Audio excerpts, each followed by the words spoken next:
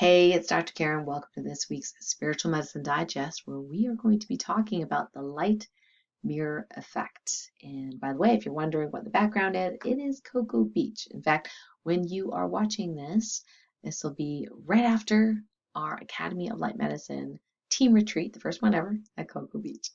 So before I go on, there will be a gong. Before I go on, I would love for you, if you're new to my channel, to go ahead and hit the subscribe button and perhaps the notification bell so every time I do a new video, you'll be notified. So this week's topic is the light mirror effect. I think this is probably the first time on YouTube I've talked about it, although I've talked about it on other, other platforms, including telesummits and things like that. And let me tell you a story to describe what it actually means. So years ago, there was a man that contacted me out of the blue on Messenger. His name is Joshua.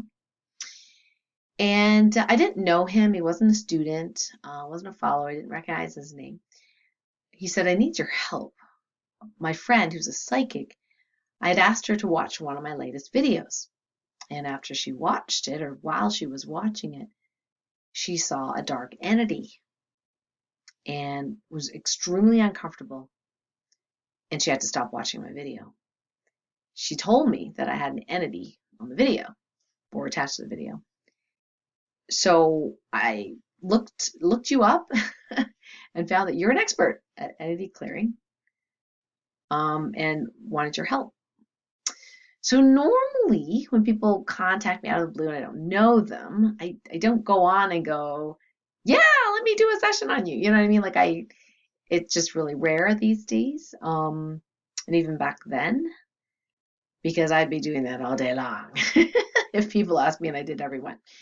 Now, in his case, though, I read his byline. I saw what he did. He was a spiritual teacher. And I just had a feeling that I should help him out. So I said, okay. So he gave me the link to the video. And even without watching the video, the light score, meaning the alignment with divine light, okay, the higher the better. The light score of the video was 100%. I was like, okay, Karen, that's not really common. So are you sure you're testing right? You know, a lot of us as healers, go through this imposter syndrome where we kind of go, ugh, what, who am I to do this amazing work, right? And we think, oh my gosh, people are going to see my flaws, they're going to see my messy kitchen table, and they're going to think I'm a bad healer, like all this kind of stuff. And we go through that. And that's okay. And if we, as energy healers, if we don't go through that at some point in our career, we probably are narcissistic. But anyway, I'm not saying you need to go through it. I'm just saying that it's very, very, very common. It keeps us humble, right? So I'm thinking, okay, how did I get this so wrong? So I thought, well, I do what I always do when I don't know the answer, is that I ask source, right? So I go into stillness through observing internal movement. I just kind of put it out there, like, I don't know what's going on. Like, I'm getting 100%. And I don't see why there's an entity there. It just doesn't make sense. So in that silence, the answer kind of popped up, came to me. I muscle tested it again, and it made a lot of sense. So what happened was, when his friend, who I did test, was a light score of maybe the high 70s, which is fairly decent for a good healer, and psychic. It certainly wasn't 100%. So here's the thing, is she's watching his video. That's 100% light score, where he's doing some teaching, things like that. And the entity that was attached to her, which she could not see, feel, or even sense, came out and was able to be seen. And that's what she was seeing in front of her. Her entity, not his, not the videos. Now, of course, in her case, she shut it off because she was, very uncomfortable with the entity. So I replied back to Joshua and I said, well, it's not your video. It's actually her. The entity actually belongs to her, and it could only be seen by her when she was watching your video. I think he cried tears of joy, if I recall. I made his day.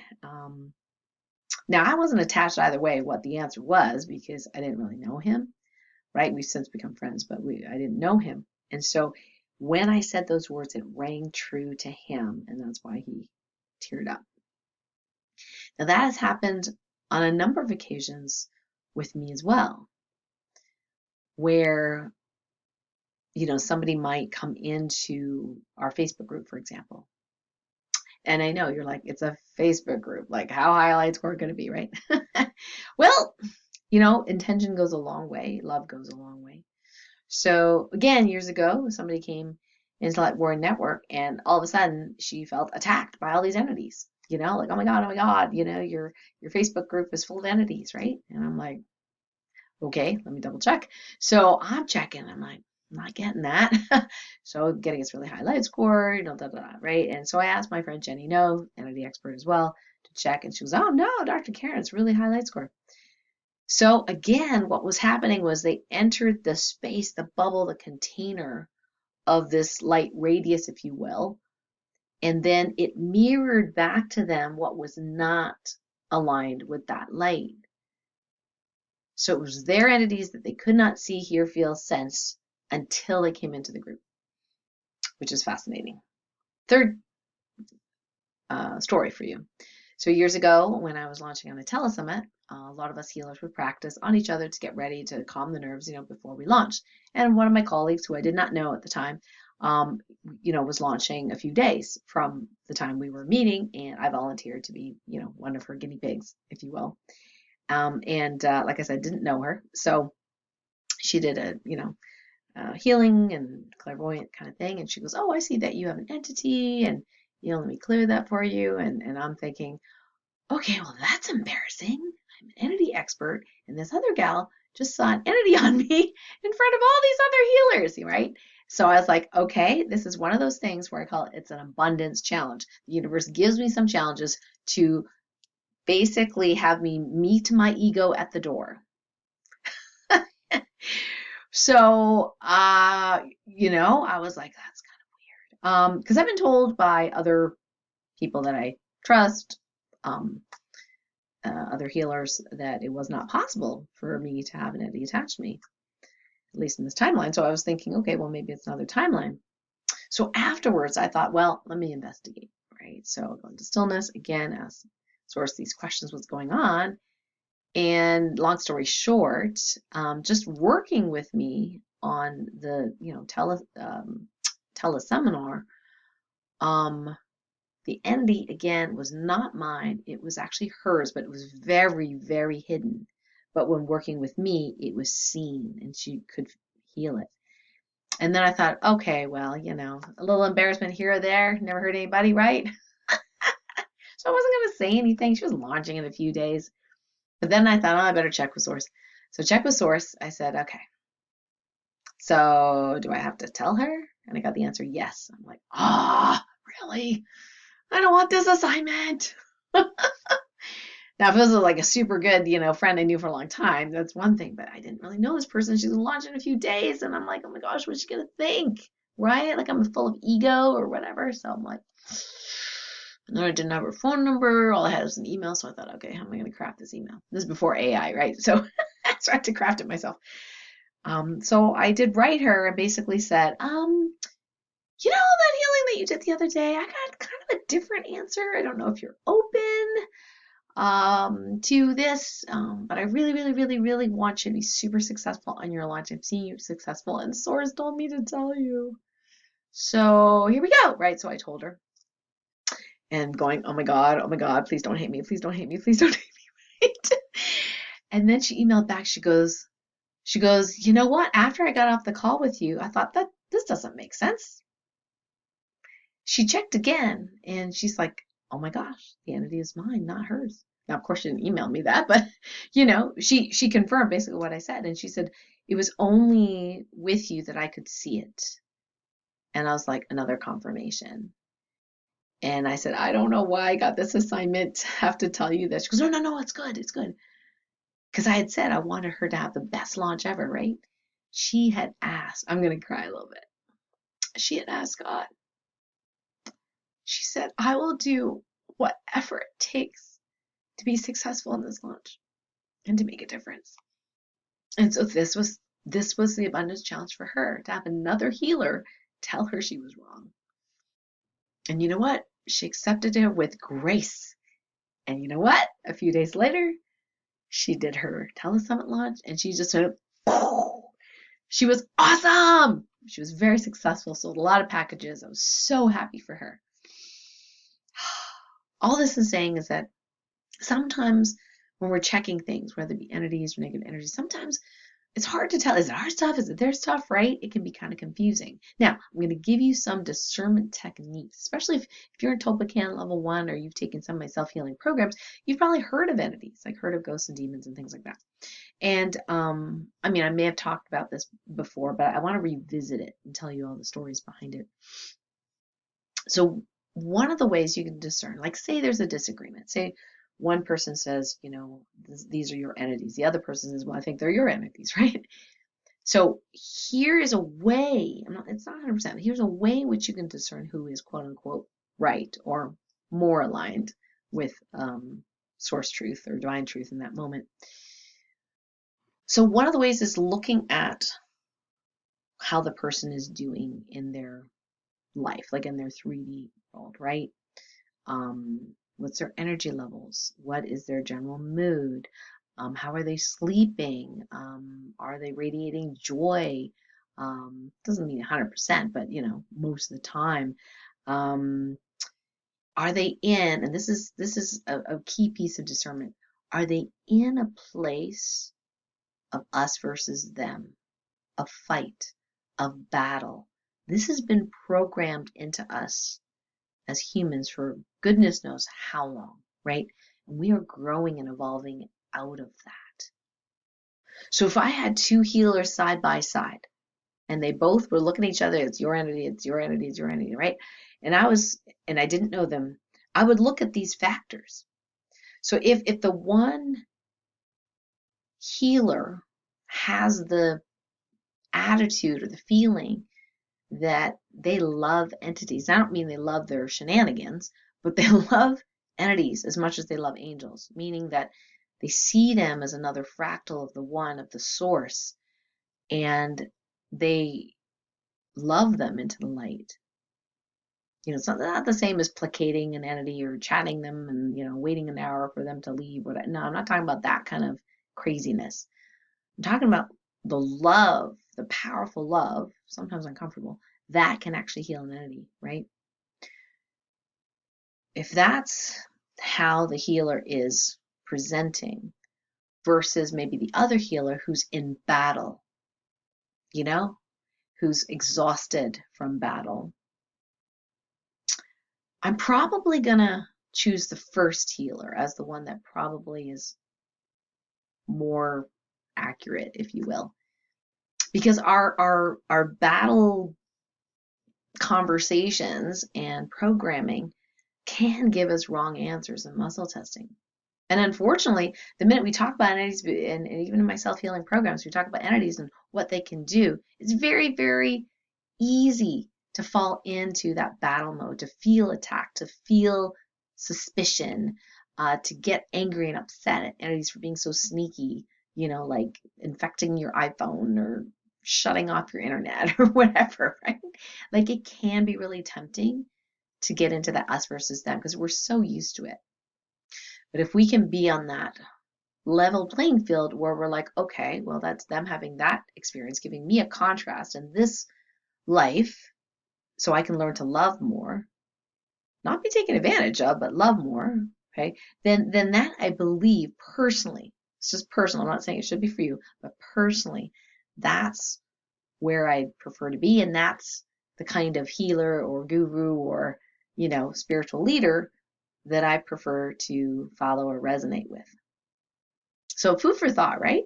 Love your comments below. What do you think about that? Have you potentially experienced the light mirror effect? Or be on the other side of it? You know, I'd be really, really interested. Now, this week's 𝗟𝗏𝗏𝗧 Healing Activation, we're actually going to expand the Universal Clearing Vortex. What is that? So the Universal Clearing Vortex used to be called the Universal Shield as the 𝗟𝗏𝗏𝗧 Healing frequency set, where, like a clearing vortex, actually cleans and clears you from the inside, outside, your auric field, etc., etc. What we're doing specifically with this universal shield or universal clearing vortex is having you expand that to all your multiple timelines, if you believe in that kind of stuff. And then making it as big as possible. Now, here is the key to making it effective and big. Stoem, and more stoem, like my staff and I like to say. Stillness through observing internal movement. So it's a process by which you enter the 0 point field, you be one with the all, with God, with Creator in that space. You're untouchable. Your light radius, the radius of divine light that you emanate, starts getting bigger and bigger and bigger. The universal clearing vortex, guess what? More efficient, more effective, and also gets bigger as well. And the cool thing is, with this expansion, if you're in stillness, okay, if you're in that space, it's going even better than without you being in stillness. And then whatever or whoever you think of in that space of stillness gets a little dose of that light and love as well, or a big dose, depending on who or what you're thinking of. So it behooves us to make the world a better place through our own vibration, our own light. So are you ready to download this universal clearing vortex, expanded version? I hope so. Now, for you to, if you want to receive, just make the intention to receive right now. We're going to walk you through the stillness through observing internal movement process. And don't worry if you don't get it right or whatever, it's okay.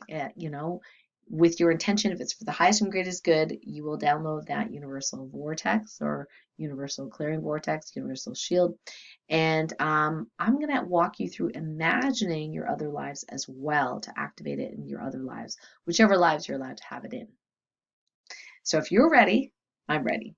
Okay, so go ahead and rub your hands or shake your body, just get kind of movement going. Don't do this if you're driving, please.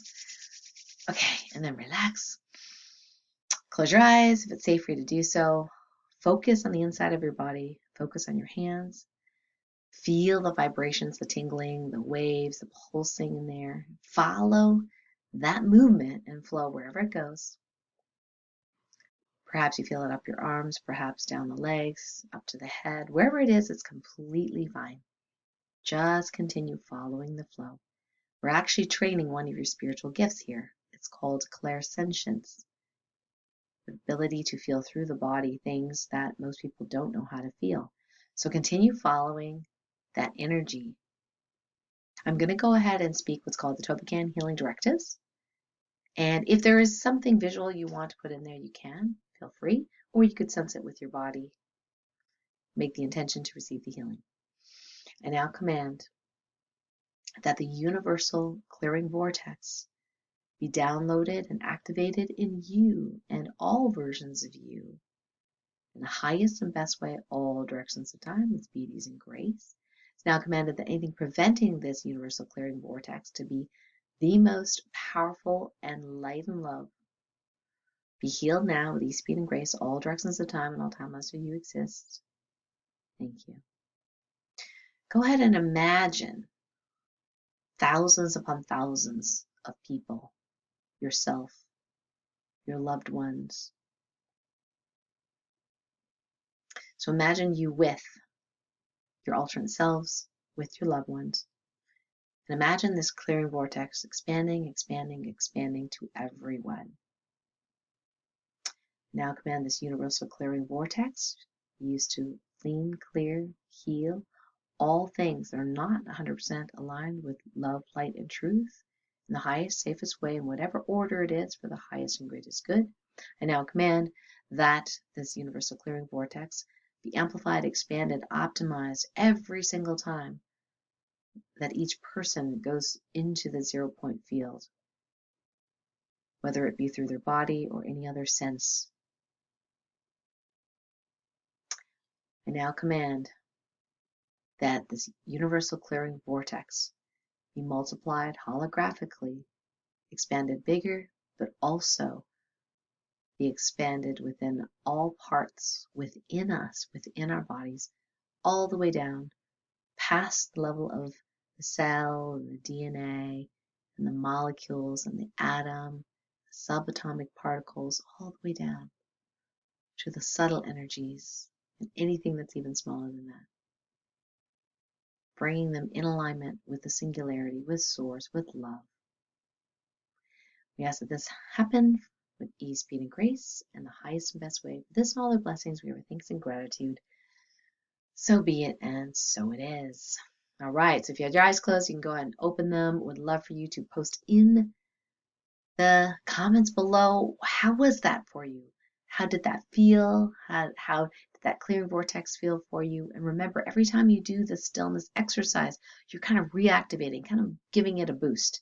And anytime you think of someone that you think needs healing, even if you don't have permission to heal them, when you're in stillness, that light radius and that vortex can also, if allowed by source, be transformed or transferred, if you will, while you're paying attention to that other person. It's kind of a win-win. So I hope you really enjoyed this week's Spiritual Medicine Digest. I do have a couple of announcements. Number one is on the Light Warrior radio show on Monday. I have the wonderful Heidi Connolly back with me on the show. We're going to be talking about her second book. The first book was about being a highly sensitive person. And this book is called The Gateway Cafe, where we go prior to our incarnation in a human body. Now, I love the term the Gateway Cafe. For me, I like to describe it as kind of like an amusement park where you get to pick which ride you want to go on before becoming human. Kind of like what do you want to do for fun. Hers is a very, very similar concept. It's in the storybook format. And in fact, I just sent it to one of my nieces because she's a young person, but I think she would really, really like that story. So we're going to be talking about why we are actually vacationing angels in this lifetime, and how to embrace the life doing that, and how contracts or soul contracts are actually quite fluid, and also how technology can be a reflection of a greater truth. Sometimes we can be very anti-technology, but it doesn't have to be like that to be full of light, love, and truth. So that's going to be airing Monday, October 23rd at 12 noon Eastern. We'll post the link below this video so you can have access to that, and I hope you really enjoy it. Feel free to comment under that video as well and let us know what you think. And one other announcement, the 13 chakra activation ceremony is going to be on October 30th at 7 p.m. Eastern. So if you're new to my channel, you're like, what are 13 chakras, right? Well, we have the 7 chakras that most people know about. And there are 5 chakras that have been hidden from us since the Egyptian times, and now we're bringing them back online to be activated. Now, we do have in our Ascension 3 jewelry store, we actually sell these 13 chakra bracelets. This is actually one we haven't sold yet. This is a stretchy one. It has an actual gold-filled bead here. And you don't have to have the bracelet in order for you to get your chakras activated. Now, what the 13 chakra bracelets do, however, is to kind of keep working on your chakras, all the time when you have the bracelet on, which is very, very handy. But we will go through chakra by chakra, healing it and activating it, and whatever your body is allowing for that day, you can come and participate. Like I said, you do not have to have the bracelet in order to come and participate. Now, if you're wondering whether you could get a bracelet before then, the answer is no, because our store is only open probably once a quarter or so. It's probably all we can handle. So the 13 chakra activation ceremony live is going to be before our store opening, because many, many people who bought 13 chakra bracelet have been waiting very patiently for this activation. So finally, we are doing it live again. And the replay will be available though. So if you do end up getting a 13 chakra bracelet in November when we open the store, you will have the recording of this. And it's just as effective doing the activation on a recording as it is live. Of course, it's really fun to do it live as well because you get to chat with other people and, put your energy in there. So definitely, if you can make it, mark your calendars for that date, which is October 30th at 7 p.m. And I hope to see you then. That's all I have for this week. Thank you so much for joining me. And remember, if you like this, give it a thumbs up and subscribe to my channel and comment below. Tell me what that feeling, that universal clearing vortex was like for you. Until next time, lots of love. Bye for now.